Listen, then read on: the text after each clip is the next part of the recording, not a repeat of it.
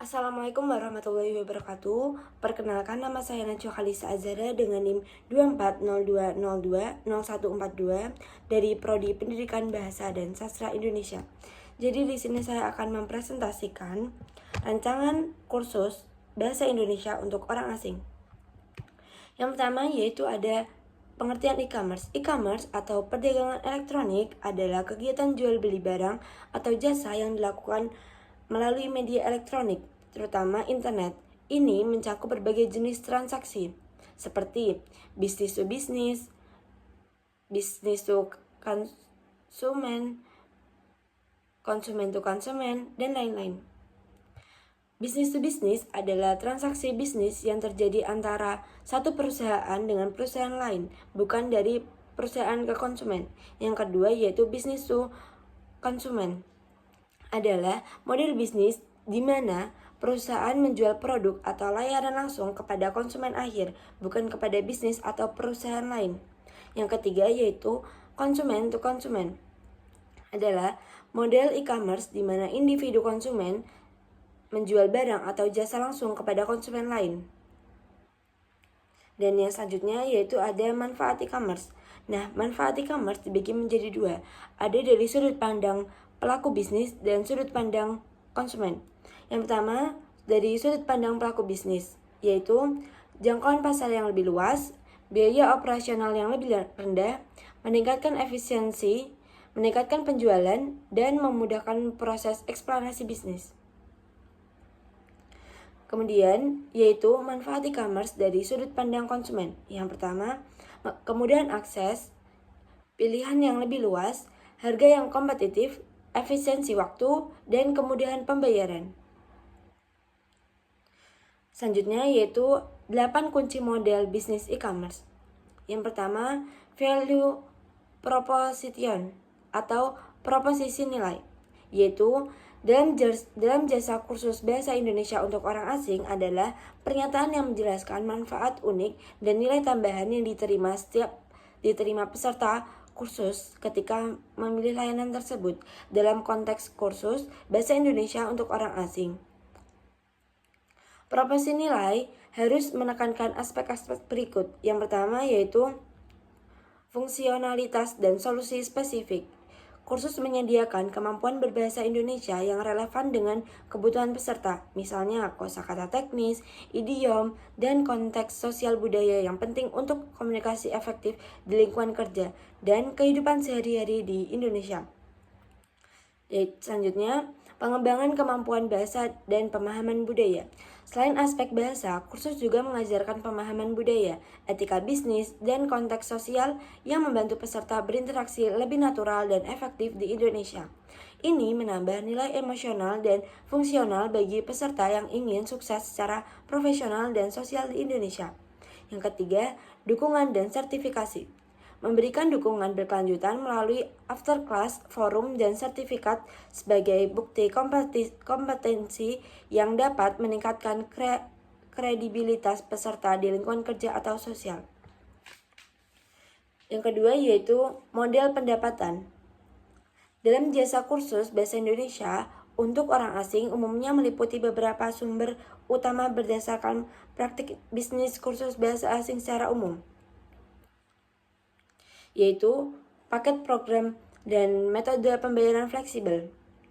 Pada jasa yang saya tawarkan akan menawarkan paket program yang memungkinkan peserta membayar satu harga untuk mengikuti lebih dari satu program bahasa atau kelas.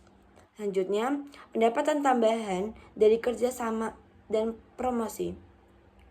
Pada jasa atau lembaga yang saya kembangkan akan melakukan kerjasama dengan sekolah, perusahaan, atau platform promosi kupon diskon, serta pemasaran melalui media sosial dan website agar menambah penghasilan.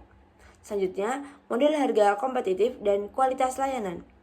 Penentuan harga yang kompetitif dan kualitas pengajaran yang baik menjadi kunci agar kursus bahasa Indonesia diminati oleh orang asing, sehingga pendapatan dapat meningkat melalui loyalitas dan rekomendasi peserta. Yang ketiga, kesempatan pasar.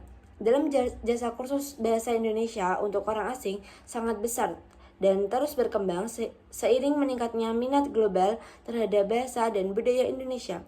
Beberapa poin utama yang menunjukkan potensi pasar ini adalah permintaan yang meningkat. Banyak orang asing yang tertarik mempelajari bahasa Indonesia karena pada saat ini budaya bahasa Indonesia banyak dikenal oleh negara asing. Oleh karena itu, banyak orang asing yang tertarik untuk mempelajari bahasa Indonesia.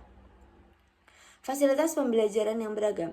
Selain kursus tatap muka, banyak penyedia layanan menawarkan kursus bahasa Indonesia secara daring atau online yang lebih fleksibel dan terjangkau, menjangkau peserta dari berbagai lokasi tanpa batasan geografis.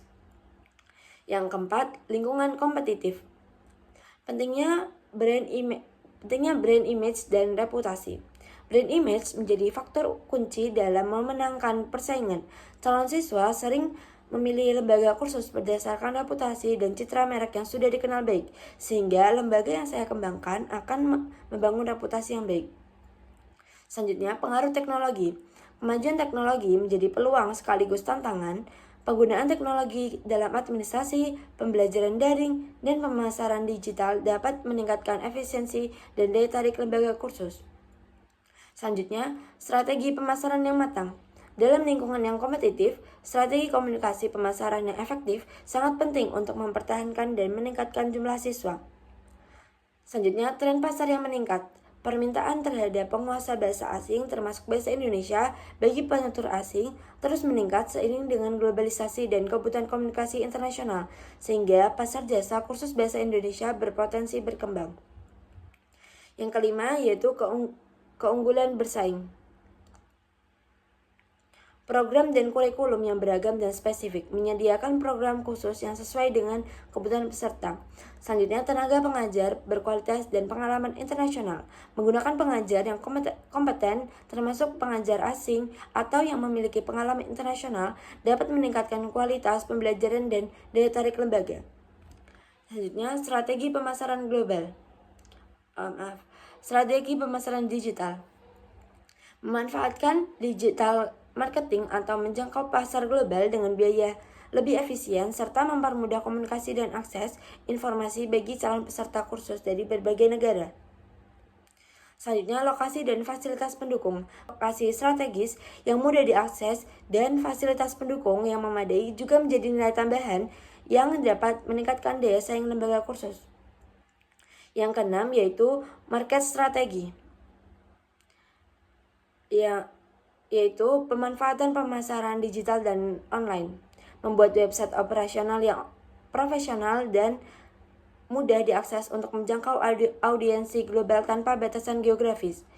Dan selanjutnya, segmentasi dan penargetan pasar.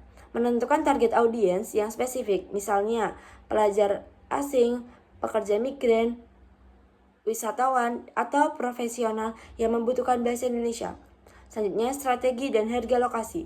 Menetapkan harga yang kompetitif dan terjangkau untuk menarik lebih banyak peserta, terutama di pasar dengan banyak pesaing. Selanjutnya, menggunakan analisis SWOT dan evaluasi strategi. Mengevaluasi efektivitas strategi pemasaran secara berkala dengan alat analisis web dan media sosial untuk mengoptimalkan hasil kampanye promosi. Yang ketujuh, pengembangan organisasi.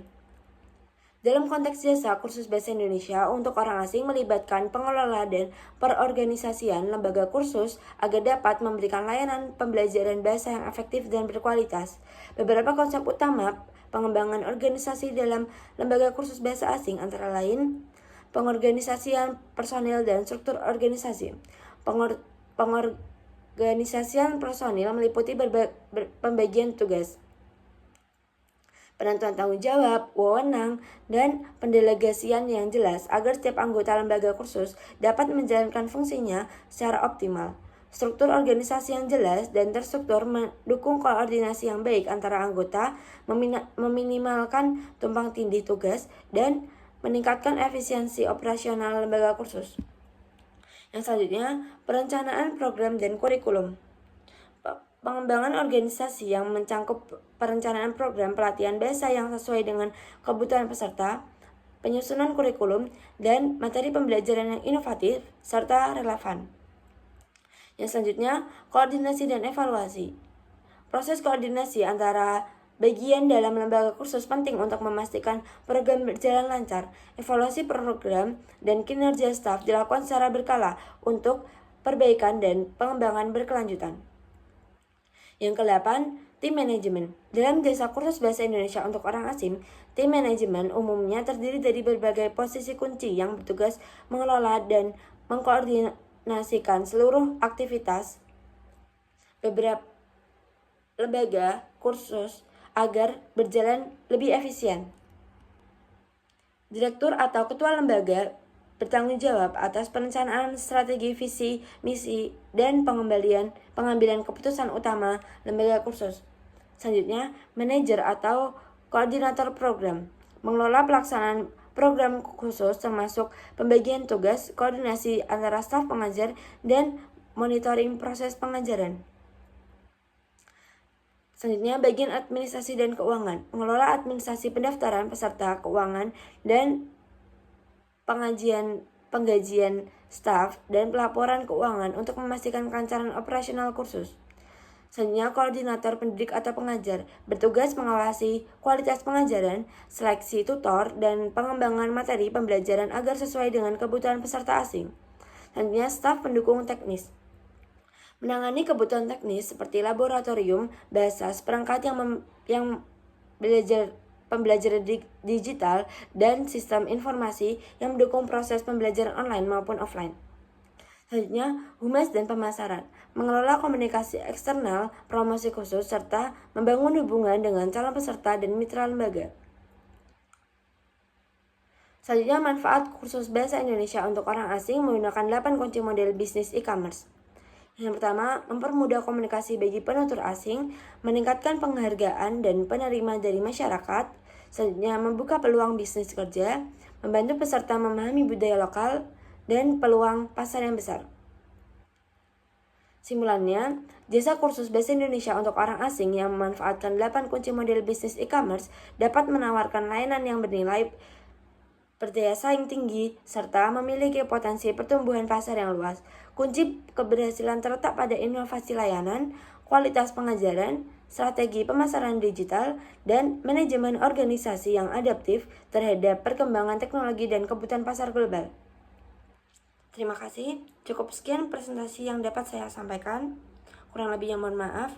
Wassalamualaikum warahmatullahi wabarakatuh.